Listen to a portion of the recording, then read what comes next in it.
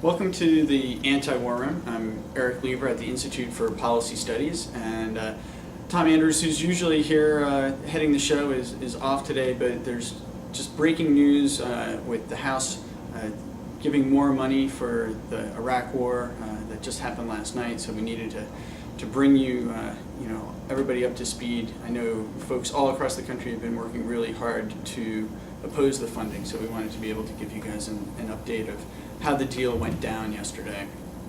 Essentially, at the end of the day, the House passed money, another roughly $180 billion, or $160 billion for funding the Iraq War. The total package was just over $180 billion, which included money for an extended GI bill. What was interesting about this was that we had the most amount of no votes to date for the spending package for the actual Iraq War portion of it, which reached over 155 members. So clearly the work that's been done out in the streets is paying off, albeit a little bit slower than we would want, and albeit without the restrictions and being able to bring all the troops home.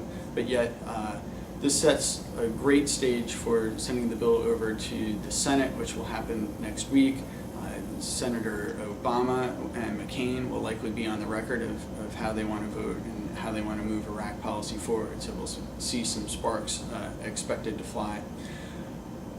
A lot of the domestic side of the bill was dominated by the news about the GI Bill, which will now provide full scholarships for those in the military when they come home to be able to attend four-year public colleges. A really strong move forward led by Senator Webb, and was actually an issue that the president was forced to back down upon. So it gave the Democrats a little bit more of the wind behind their back, and being able to really show the portions of the military that they're really willing to support, even while they're saying that they want to bring the troops home. There were two policy provisions that were included with the bill. One, which has passed numerous times before, prohibits the construction of permanent military bases on the ground in Iraq. Sure to be a huge issue as the President and Prime Minister Nouri al-Maliki work towards setting forth a long-term presence, which they are working on getting passed or put into place within the next month.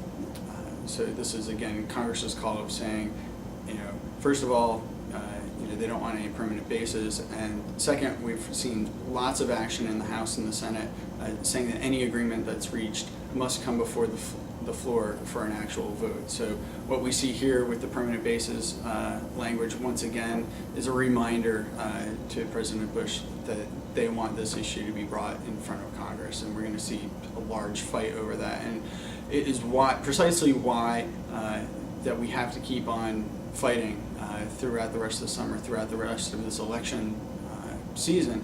We can't simply, as the House did with the spending for the war, where they said provided funds not only for this year but into next year, sort of saying we're going to leave this to the hands of the next president. That's simply not the case, because there's a lot of bills and language that are going to be moving forward throughout the rest of the summer that we need to keep our eyes on, and the permanent agreement is first and foremost for that. Also this week there's been just amazing news. Folks from KBR are going to be testifying today on the Hill. KBR is one of the military contractors that's been on the ground, involved in a lot of the reconstruction efforts was going on. Today there's more witnesses coming forward to say that despite chemical contamination on a lot of the sites that KBR was working on, they were still ordering their workers to go. And a lot of people became sick and ill for that, and the Senate is going to hear some testimony on that today. Also, huge news today in the papers. It was announced that Iraq is ready to sign oil agreements, roughly 30 agreements going to 4 or 5 corporations, all Western. All of them were no-bid contracts, and so this reinforces the notion that Iraqis have that the war was led for oil, and it also sets forth the stage that as Bush is trying to finish negotiating a long-term military agreement for the U.S. presence, is also being pushed forward on the economic end. And what's sort of astonishing is that they are moving this forward without having an oil law actually in place. And so what they've done to get around that, it appears, is instead of actually paying the oil companies in cash, which would be in violation, they're actually going to pay them in oil, which is unheard of in the Middle East. So it's just crazy as we see all ends of both the political, economic, and social sphere of Iraq being dominated by the United States. So that's the news today. Come back next week for another edition of the Anti-War Room, and in the meanwhile, it's a great time to be putting calls into the Senate as they're going to be voting on this package.